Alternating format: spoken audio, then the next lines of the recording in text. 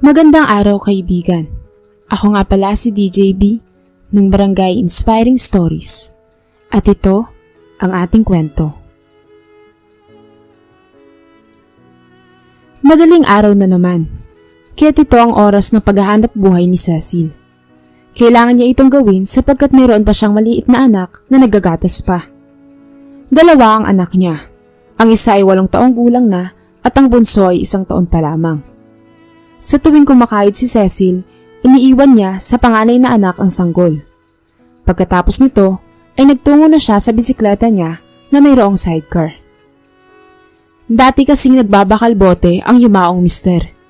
Pero dahil wala na ito, ginamit niya naman ito sa pag-aakot ng pagpag. Pagkasakay niya ng padyak, dumiretso na siya sa pinakamalapit na restaurant sa kanila. Nag-doorbell siya sa warehouse ng restaurant dahil doon kasi nakaimbak ang mga tira-tirang pagkain. At ang lumabas sa bodega na iyon ay si Mang Divino. Isa itong dishwasher ng restaurant. At ito rin ang nag-aabot sa kanya ng mga nakasupot na tira-tirang pagkain. Kaya't sa halip na sa truck ng basura ito ay diretso, ay napupunta ito kay Cecil. "Oh, mukhang nalit ka na yata maghakot ah." Bati ni Mang Divino habang isa-isang nilalabas ang malalaking supot sa bodega. Samantalang si Cecil naman ay nilalagay na ang mga tira-tirang pagkain sa sidecar. "Nalit lang po kasi ako ng gising eh. Kahapon po kasi galing kami sa probinsya. Dinalaw namin ng mga anak ko roon yung puntod ng asawa ko at ng mga magulang ko. Noong nakaraang linggo pa yung undas, pero sinamantala ko na yung pagkakataon na may bakante ako kahapon. Kaya lang po, napagod ako sa biyahe. Kaya ito, ngayon lang nakapunta rito dahil sa dami ng itinulog ko." Matawa-tawang kwento ng babae. "Naku, mabuti. Isang balikan ka lang ngayon dahil konti lang ang mga pagpag. Pero mamayang gabi, tiyak na makakatatlong balik ka dahil linggo na ngayon. Maraming kakain. Abay, marami ka na namang mabibenta niyan." Natutuwang sambit naman ni Mang Divino. Napangiti si Cecil. "Kaya nga po eh. Pangkain lang naman namin sa araw-araw. Kailangan magtiyaga dahil ako na lang yung bumubuhay sa 2 anak ko. Paano ba yan, Mang Divino? Babalikan ko na lang yung natitira pa." Pamamaalam pa niya rito. Sabi pa Jack ng kanyang bisikleta pauwi sa kanila. Hindi nagtagal, binalikan pa niya yung natitira sa bodega. At pagkatapos nun, dito na siya nagsimulang magpili ng pwede pang kainin. Isinisilid niya sa supot ng basura ang mga di na mapapakinabangan pa. At yung mga maaari pang kainin ay mabusisi niya ang nilinis at hinugasan. Sinisiguro niya na walang dumi kahit konti ang mga lulutuin niya. Kaya sa paghuhugas pa lang ng mga ito, inaabot na siya ng kalahati o 1 oras. Pagkatapos niyang malinisan ng husto, hinahaluan niya ito ng seasoning. At dito na siya nagsisimulang magprito. Kadalasan, inaabot rin siya ng 1 oras bago iyon maluto. At pagkatapos nito, inilalagay niya na ito sa malinis at bagong mga supot para naman ibenta sa mga kapitbahay. 70 pesos ang bawat isa nito. At ang bilang ng ilalako niyang pagpag ng sandaling iyon ay nasa 12 na plastic. Muli niyang binilinan ang panganay na anak na bantayan ng baby. Ganun kasi ang palaging inuutos niya sa panganay na anak. At makaraan nito, dito na siya nag-umpisang maglibot-libot upang magtinda. Hindi naman nasasayang ang pagod niya sa kanyang ginagawa. Dahil sa loob lamang ng ilang oras, nauubos niya na ang paninda niya. Sino ba namang hindi bibili sa kanya ng pagkain kung terno na ang nakalagay sa bawat supot na ito? Nilalagyan niya rin kasi ang mga ito ng kanin. Sa halagang 70 pesos, siguradong mabubusog ang sino mang bibili sa kanya. Ang mga kadalasan na suki niya ay gaya niya ring mahirap. Pagpag lang kasi ang kayang bilhin ng mga tao roon dahil sa kahirapan ng buhay. Kadalasan pa nga, ang mga suki niya ay pinagkakasya na ito sa buong araw. Ganyan kadukha ang bawat pamilya sa kanilang lugar. Katunayan nga niyan, yung kanin na hinahalo ni Cecil sa kanyang paninda, counted sana iyon sa halaga ng tinitinda niya. Yung iba nga na nagtitinda ng pagpag ay 70 pesos agad sa ulam lamang. Pero dahil sa kagustuhan niya na makatulong kahit sa maliit na paraan, ginagawa niyang mura ang benta. May 1 sako pa kasi siya ng bigas sa bahay. Bigay ito ng dating amo dahil naawa ito sa kanya. Hindi na nakakapagtrabaho si Cecil bilang kasambahay dahil walang magbabantay sa 2 anak nito. Samantala, sa araw na iyon ay kumita siya ng 840 pesos. Pagkatapos niyang magtinda, Hindi pa dyan nagtatapos ang trabaho niya bilang isang ina, sapagkat dumediretso pa siya sa mini grocery para bumili ng gatas at diapers ng kanyang baby, at mga school supply naman para sa kanyang panganay na anak. Grade 2 na kasi ito at marami pang projects sa eskwelahan. Kinagabihan, habang dinuduyan ni Cecil ang kanyang baby, kinausap siya ng panganay na anak na si Jerome. Ma, hindi ba kayo nahihiya sa ginagawa ninyo? Namumulot po kayo ng pagpag. Parang namamasura po kayo niyan eh. Hindi agad siya nakasagot. Hindi niya akalain na sa murang edad nito ay makakapagtanong na ito ng ganoon. Pero kalaunan ay nagsalita na siya. Bakit naman ako mahihiya sa ginagawa ko, anak? Marangal naman ito at saka makakatulong pa ako sa mga kalugar natin. Karamihan sa mga kabarangay natin ay sanat rin sa buhay na gaya natin. Walang kakayanan na bumili ng pagkain na hindi pagpag.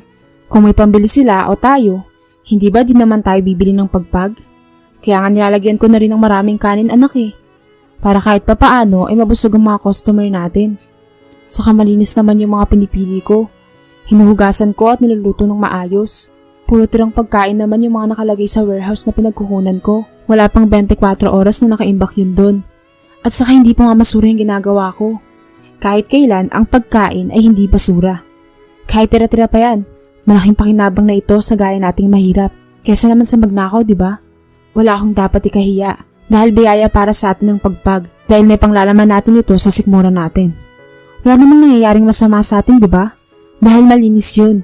Puro buong hita naman ang manok yung kinukuha ko eh. Sayang naman kung hindi mo yun kukunin, hindi ba? Tila naunawaan naman ito ng bata at tumatangu-tangu pa nga. Ma, pangarap ko pong maging engineer balang araw at makatulong sa mahihirap na gaya natin para po wala nang magugutom. Seryosong saad pa nito. Napangiti si Cecil habang inahaplos ang buhok ni Jerome. Matutupad yun, anak. Basta't mag-aral ka lang ng mabuti. Napakaganda ng hangarin mo sa buhay. Sagot niya rito. Pagkatapos mapatulog ni Cecil ang anak na sanggol, natulog na rin sila ni Jerome. Hanggang sa sumapit na naman ang 12:00 ng hating gabi. Gumayak na ulit siya patungo sa restaurant para manghakot ng pagpag. Kahit konti lang ang itinulog niya, ay kailangan niya magsipag. Babawi na lang siya kinabukasan dahil hindi muna siya maghahakot. Aba, inagahan mo nga ah. 3 balik gagawin mo ngayon. At gaya nga ng sabi ko sa iyo kahapon, marami kasing naging customer eh. Masayang bati ni Mang Divino nang makarating na siya sa labas ng kainan na iyon. Napangiti si Cecil. Inagahan ko po dahil ngayong araw lang ako maraming gagawin. Sa susunod na araw, magpapahinga na muna ako. Tiyak naman kasi na marami pang mapapakinabangan sa hakutin ko ngayon. Pagkatapos mapuno ng mga supot ang sidecar niya, dinala niya ang mga ito sa bahay. At makaraan nito ay nakadalawang balik ulit siya. Gaya kahapon, nilinisan niya ng maigi ang pagkain. At pagkatapos ay pinirito niya ito sa kumukulong mantika. Nagtinda siya ng mga ito nang maliwanag na ang paligid. Kaso sa dami ba naman ng tininda niya, hapon na siya natapos. Mabuti na lamang ay meron siyang mabuting kapitbahay na pinag-iwanan niya ng kanyang baby. Samantalang si Jerome ay hindi niya na ito inaatid sundo, kaya naman hindi niya nagaanong inaalala. At isa pa, malapit lang naman ang paaralan nito sa kanilang tahanan. Sa kabila ng pagod at pagkagutom, tuwang-tuwa si Cecil. Paano ba naman kasi ay naka 2,520 pesos siya? Ginamit niya na nga yung padyak niya sa paglalako kanina dahil marami talaga ang paninda niya. Kaya naman matapos niyang makabenta ay umuwi na siya sa tirahan upang magpahinga. Binayaran niya naman yung pinagbantay niya sa baby niya. Samantalang siya ay nagluto saglit para sa magiging hapunan nila. At nang dumating na si Jerome, sabay na silang kumain. Hindi pa naman pinapakain ni Cecil ng solid food ang baby niya. Puro gatas at Cerelac lang ang binibigay niya rito. At kung nakakapamalengke, pinapakain niya ito ng malalambot na prutas. Samantala, pagkatapos nilang magsalo ni Jerome sa hapunan, natulog na silang mag-ina. At kinabukasan, muling nag-grocery si Cecil ng mga kinakailangan nila. Ngunit hindi niya inaasahan ang magiging tagpo. Habang kumukuha siya ng item sa estante, bigla na lamang merong nagsalita sa kanyang likuran. At nang lingunin niya, ay nakilala niya kung sino ito. Ito si Nelia, ang dating katrabaho niya na kanyang nakaaway noon. Aba, hindi ko akalain na dito pa kita makikita, Cecil ah. Wala pa rin nagbabago sa'yo. Bagamat nandito ka sa grocery store, halata pa rin na mahirap ka. Dahil kitang-kita ko sa hilat yan ang pagmumukha mo. Oh? Panlalait nito sa kanya. Bagamat inaamin ni Cecil na napikon siya sa pinagsasabi nito, mas pinili pa rin niyang manahimik na lamang. Paglagay niya sa hawak niyang basket ng item, lumipat siya sa kabilang shelf para maiwasan si Nelia. Ngunit hindi niya lubos isipin na susunod ito sa kanya. Nang dahil sa'yo, nawalan ako ng trabaho. Pero kahit ganun pa man, ayos lang. Naalis naman na ako sa pagiging kasambahay. Kasambahay na pinakawalang kwentang trabaho sa buong mundo. Hindi pang klase ng trabaho na pang mahihirap na gaya mo. Nalaman siguro ng tadhana na hindi bagay sa akin ang maging muchacha, kaya naman ito. Ginawa akong mayaman. Pagmamayabang pa nito sa kanya. Ngunit sa halip na kibuin niya, ay muli siyang umiwas. Pero hindi niya inaasahan na bigla siya nitong hablutin sa braso at pinipilit siyang iharap sa kanya. Huwag kang bastos. Hanggat kinakausap pa kita, ay huwag kang aalis. Sambit pa nito. Tuluyan nang nabwisit si Cecil kaya't sumagot na siya rito. Ano bang kailangan mo sa akin? Bakit sunod ka ng sunod? At kung sinisisi mo man ako sa pagkawala mo ng trabaho noon, hindi ko na yung kasalanan. Base sa pagkakatanda ko, nagnakaw ka dati kay madam. At ako lang ang naging testigo. At sino ka ba para di ko iwasan? Anong gusto mo?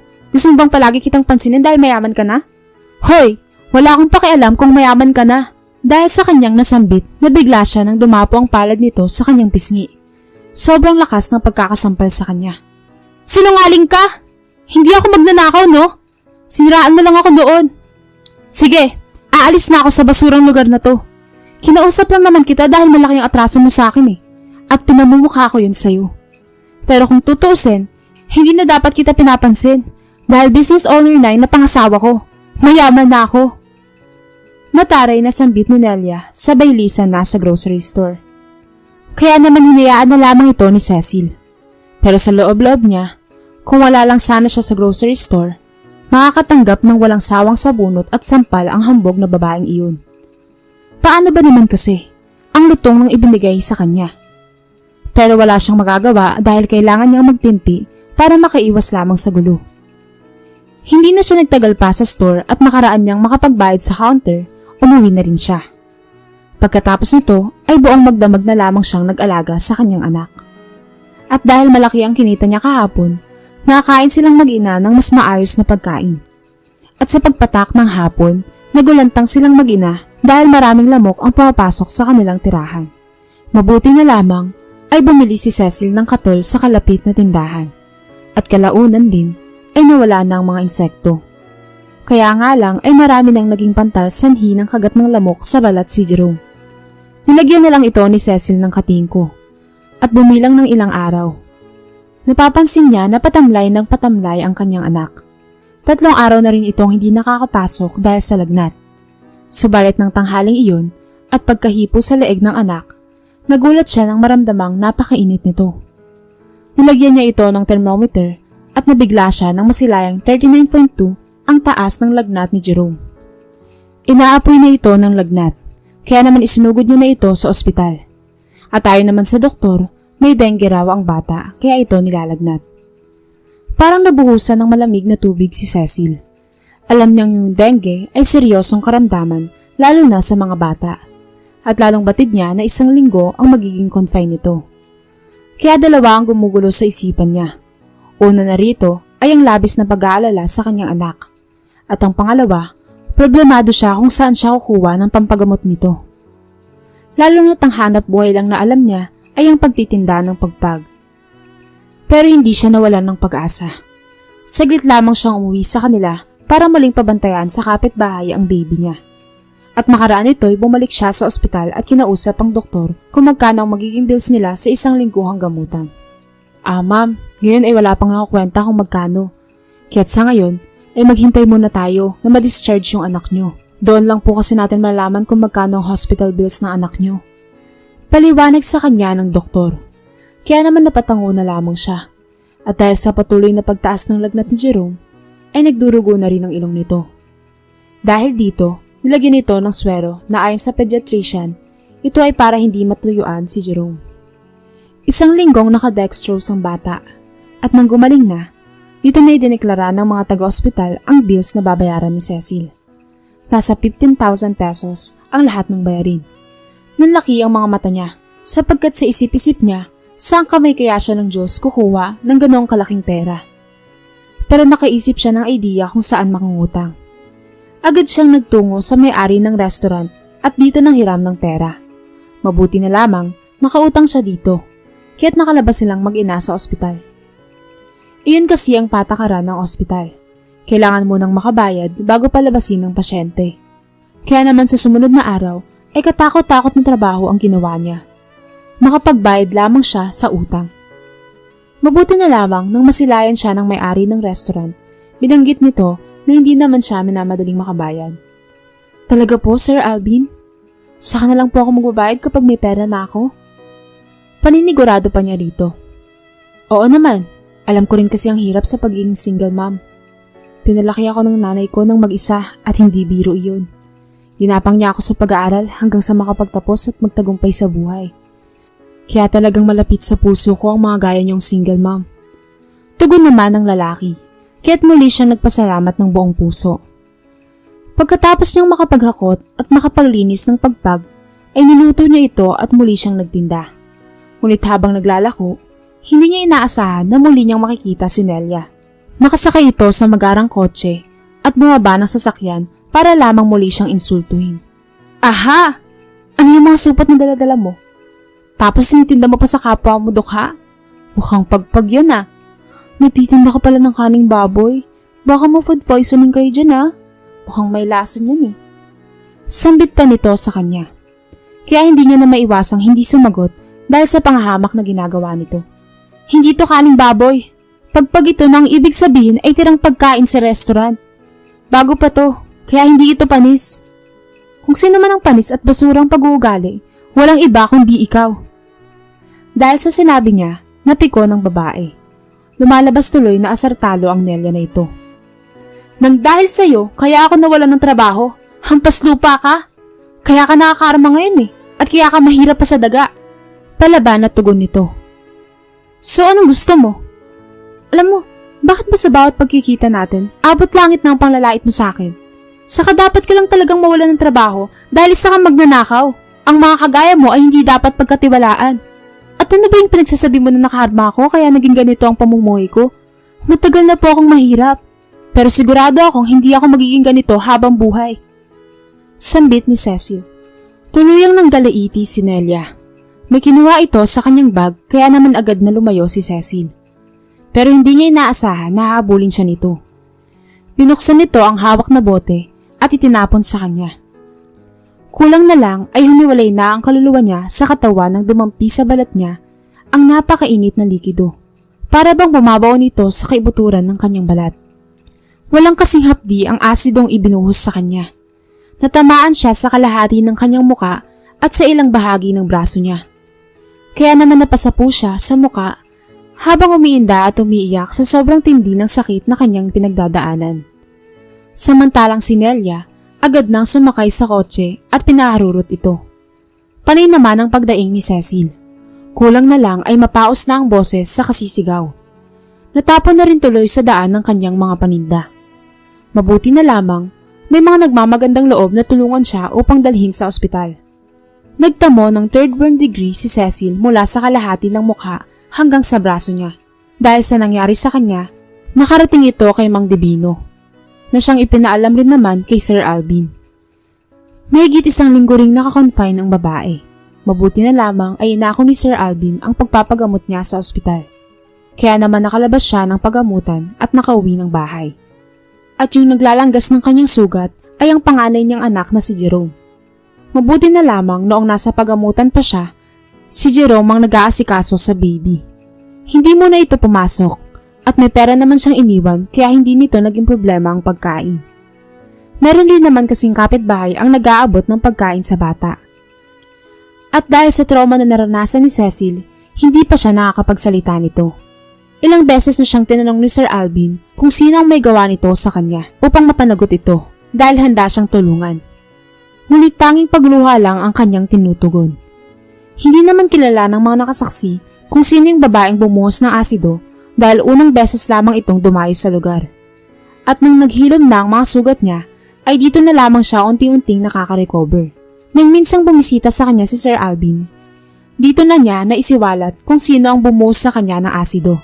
At walang iba kundi si Nelia de la Cruz. Kaya naman nalaki ang mga mata ni Sir Alvin sa labis na pagkabigla. Nelia de la Cruz? Sigurado ka ba, Cecil? Ang asawa kong bumusoy ng asido? Nelia de la Cruz kasi yung maiden name niya, pero Belmonte na ngayon. Tanong ni Sir Alvin. Po, kayo yung asawa niya ng negosyante? Hindi ko po alam na asawa niyo pala yung babaeng yun. Ide-describe ko na lang po siya. Maikli ang buhok niya, pango, morena, at malaki ang bibig. Katrabaho ko po siya dati, pero pinaalis siya ng amo namin dahil sa ginawa niyang pagnanakaw. Paliwanag ni Cecil. At dahil sa maayos na pagsasalarawan niya, nabakas niya sa mukha ni Sir Alvin na tila unti-unting naniniwala na ito sa kanyang mga sinasabi. Sa totoo lang, 1 taon pa lang kami kasal ni Nelia. Akala ko ay mabait siya dahil tinulungan niya ako sa mga panahong kailangan ko ng kalinga. May nababalitaan ako tungkol sa pagiging magnanakaw niya, pero hindi ko sila pinaniwalaan dahil sa sobrang pagmamahal ko sa kanya. Dahil nakilala ko talaga siya na may mabuting kalooban. Pero kung ganyan pala talaga ang ginawa niya sa'yo, idagdag pa na totoo talagang magnanakaw siya dati, dapat lang siyang kasuhan. Mahal ko siya, kaya tuturuan ko siya ng leksyon sa dapat niyang matutunan. Sumama ka sa Truth Verifier System Incorporation. Ipapalay detector ko kay Nelia. Seryosong sabi ng lalaki. At dahil wala naman dapat katakutan si Cecil, pumayag siya sa kagustuhan ni Sir Alvin. Mabuti na lamang ay hindi nagtago si Nelia. Pero nang magkaharap sila, panay ang pagtanggi nito na hindi daw siya ang may gawa sa nangyari. Ngunit gayon pa man, pareho silang isinalang sa test na iyon. At ang naging resulta, puro pawang kasinungalingan ang lumalabas sa bunganga ni Nelia. Samantalang si Cecil ay puro katotohanan. Kaya naman ikinonvert ng gumawa ng test na talagang guilty si Nelia. Dahil dito, naging madali na para kay Cecil na kasuhan ng babae. Isinama pa niya yung dating amo para idemanda ito sa pagnanakaw noon. Kaya naman doble na ang kinakaharap nitong kasalanan. Nakulong si Nelia at bumilang lang ng ilang taon, namatay na ito dahil sa labis na depresyon sa loob ng bilangguan. Kinitil nito ang sariling buhay na marahil sa kawalan ng pag-asa na makakalaya pa. Labis itong ikinalungkot ni Sir Alvin, ngunit wala siyang magagawa dahil ito na siguro ang tadhana ng buhay ng kanyang asawa. Nagpatuloy si Cecil sa pag-aakot ng pagpag sa restaurant at sa pagbebenta nito. Kaya naman sa pagbilang ng marami pang taon, napagtapos niya dahil sa hanap buhay na ito si Jerome at ganun rin ang bunso niyang anak. Kahit nahihiya na siyang lumabas-labas dahil sa pagkalapnos ng kanyang balat na minsan pa nga ay mayroong iilang tao ang nanlalait sa kanya. Tiniis niya iyon para lang mapagtapos ang 2 anak. Dito niya napatunayan na talagang marangal ang pagtitinda ng pagpag. Basta't sinisiguro mo ang kaligtasan ng mga tao sa pamamagitan ng paglilinis at pagluluto nito ng mabuti. Si Jerome ay naging matagumpay na engineer. Samantalang yung bunso ay naging chef ni Sir Alvin sa kanyang restaurant. At di lang roon, dahil pati na rin sa 5-star hotel, ay chef rin ang bunsong anak ni Cecil. Ngayon ay hindi na nagtitinda pa ng pagpag si Cecil at puro mas maayos na pagkain na ang pagkain nilang mag-ina.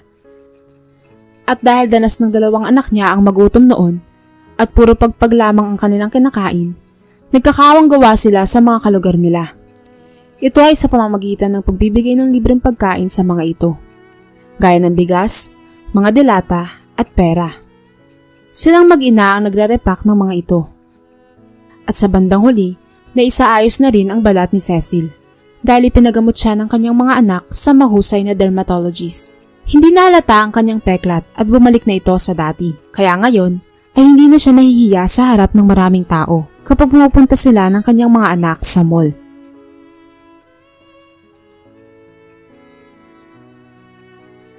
Magandang araw, kaibigan.